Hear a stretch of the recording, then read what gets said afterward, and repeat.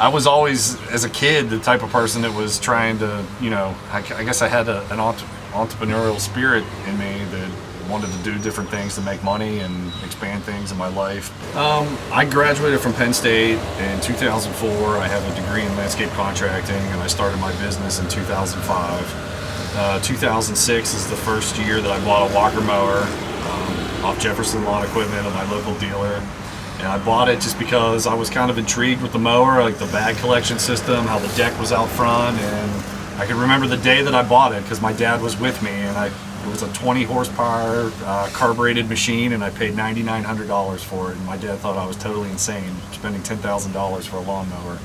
But since then, it's 2016, I've had 7 of them. We run the fuel injected ones now.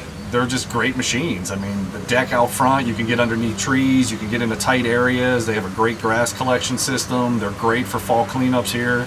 We do, you know, we have big truck mounted vacuums on the trucks, so we run 3 of these mowers, and we're constantly just dumping piles of leaves into the truck to vacuum them up. They're well built.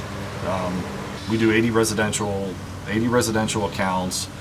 We do 6 HOA townhome associations. We do 3 churches. We do a shopping mall. We do this 58-acre sports complex campus here, and then we do a 35-acre convent property.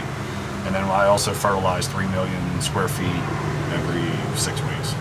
It's a great machine. They're just well engineered. They're well built, and my business is successful because of them. My maintenance and mowing division of Woehler Landscaping is dependent on a walker mower.